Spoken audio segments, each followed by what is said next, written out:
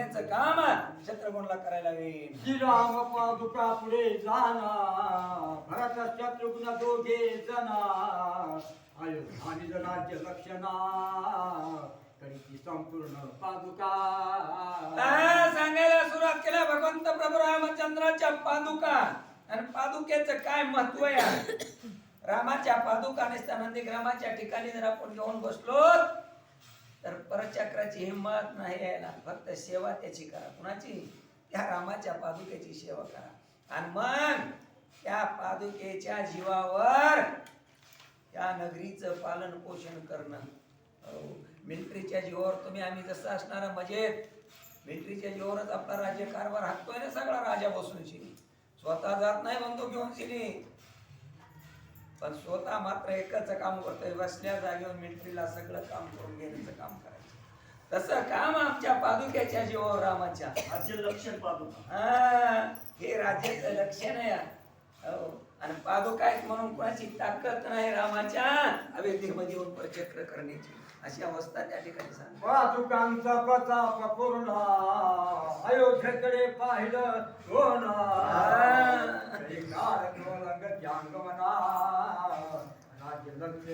पादुकेचा प्रताप पूर्ण कोण बघणार आहे? अयोध्येकडे डोळा उचलून बघायची ताकद नाही. जसं असणार आता पुन्हा पुन्हा म्हणता तुम्ही त्या जागेवर काय येतात, पण उभी आल्यावर सांगावं लागतंय. अरे पती आणि पत्नीची जोड आहे, जोपर्यंत आपला पती आपल्या शिरावर आहे तोपर्यंत पत्नीकडे डोळा उचलून बघायची ताकद कोणाची नाही. आणि ती ताकद असणारी पती मध्ये आहे. त्याच्यासाठीच भगवंतानं खऱ्या परमार्थामध्ये सांगितलंय पती सेवा ही ईश्वर सेवा आहे. पतीची सेवा केल्याच्या नंतर कुठल्याच भगवंताची सेवा करायची, कुठं जायची गरज नाही, तीर्थयात्रेला जायची गरज नाही. बोलून सांगतो फक्त लय पकडा. लय पकडा.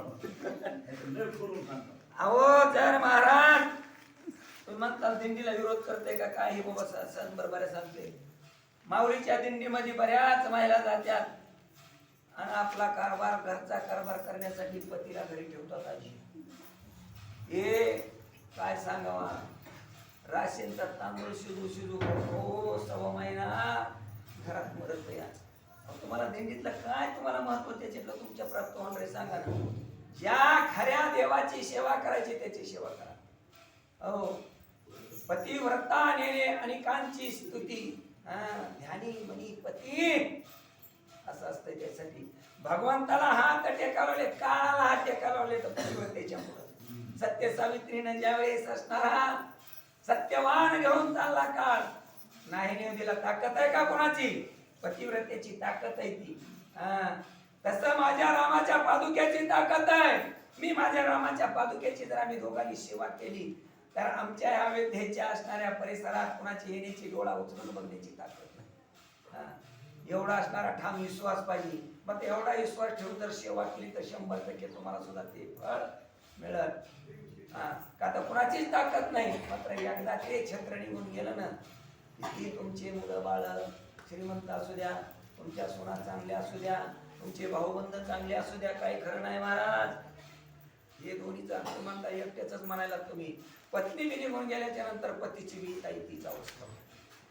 खरा जर तुम्हाला सांगतो पत्नी जावी, आमच्या इथे काय अनुभव अक्षरशः त्याच्या पोटाची काय हाल होते त्याची गेली त्याला विचारा. तुमच्या इथं म्हणाली तर आमच्या गल्लीत बाप उपाशी त्याच्यासाठी ही जोड कोणाची असू द्या, देवाला तेवढंच मागायची बाबा आमच्या शेवटापर्यंत आमची जोड करीत आहोत. एवढं मागणं मागा ती एकूणमेकाची एक निष्ठेनं एकूणमेकाच्या जवानीला पक्कर आहे. एवढंच राम पादुका कथा करणे यमकाळ येते लोटांगणे इंद्राची कलागती चरणी राज्य लक्षणी. राम पादुका हो त्यांची सेवा जर घेतली ती आपल्या डोक्यावरच असल्या तर यम आणि काळ सुद्धा लोटांगण घाली घेते तुमच्या पशी. लोटांगण कोणाच्या? रामाच्या पायाची जो सेवा करतो एक निष्ठेनं, त्याच्यामुळे कुणाचीच ताकद होणार नाही. कोण बोलते? भरत आणि शत्रुघ्न विश्वासानं बोलते. विश्वासानं रामा चाललो तुमच्या पायाच्या पादुकेची एवढी ताकद आहे, प्रताप आहे.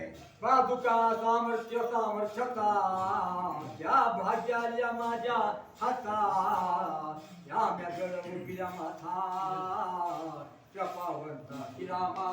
ए रामा तुमच्या पादुकेचा प्रताप आहे आणि मी असणार माझं भाग्य उदयाला आलंय.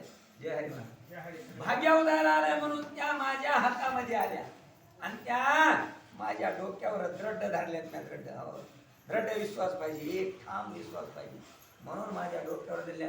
रामाची आणि माझी भेट होईपर्यंत डोक्यावर खाली उतरणार नाही. त्याचा विश्वास ठेवायचा. बघा कोणाची हिंमत आहे. राजा कुठे बी असला तरी तुमच्या गावावर येऊन कुठलंच परचक्र येणार नाही. काही श्वास पाहिजे. श्रीराम योगाचे दुःख पादुका पावता गेले निसखा पादुका पाता स्वानंद सुखा अत्यंतिक श्रीरामा. भगवंत प्रभू रामचंद्र ज्या वेळेस अविद्या सोडून गेले आणि भरताला कळलं ते दुःख झालेलं होतं. या दुःखानं हृदय फुटू पाहू लागलं होतं भरताचं. पण ज्या वेळेस रामाच्या पादुका हातामध्ये आल्यानं ते दुःखाचं सर्व निरसन झालं. सर्व दुःखच नाहीसं झालं. हे प्रताप रामा तुमच्या पादुकेचा आहे. आणि वसिष्ठ ऋषीच्या समोर मी उभा राहून सांगतो. गुरुच्या समोर विश्वास द्यायला पाहिजे. विश्वास म्हणून रामाच्या पादुकीची सेवा एक निष्ठेनं मी करीन. पुढची भेट श्री रघुनाथ तवरी माझे हेचे व्रता मस्तकी पादुका सतता स्वानंदयुक्त वाहिना. उडती भेटेल रघुनाथा. जोपर्यंत मी माझ्या रामाची आता भेट चालली आहे, पण याच्या पुढे जेव्हा भेट होईल ना तोपर्यंत माझ्या रामाच्या पादुका माझ्या डोक्यावर मी दृढ निश्चयानं सांगतो खाली उतरणार नाही. तोपर्यंत डोक्यावर ठेवून पादुका आणि त्या भगवंताची एक निष्ठेनं सेवा करी. सगळ्याच्या समोर विश्वासानं सांगतोय. जपान दिल्यावर ओळी आली बरं का तिथं. महाराज एकदा जर जबान दिली आणि जबान द्यावा आज आणि उद्याच्याला भाव वाढावा आपल्या मालाचा. बदलले 10 लाखाचा भाव 20 लाखावर जाऊ द्या. जबान दिली, सौदा दिला, तुम्हाला आपल्याच भाषेत सांगतो ते देऊन टाका त्या मालकाला. असं म्हणू नका माझी लई नुकसान झाली. हे फायदा करून देणारा देईन, पण ते एकदा जबान मातीत घाललीस हो नाहीतर एकादशी आली रताळाचे भाव वाढले, व्यापाराला फड दिलता आणि पुन्हा चल मी चल जाहीर म्हणलं की वेगळा वेगळी होती. तुम्हाला सांगतो पार मारतात एवढे रामन ऐकत येतात ना एवढे जबानीला पक्क राहायचं. बाकी काही नको.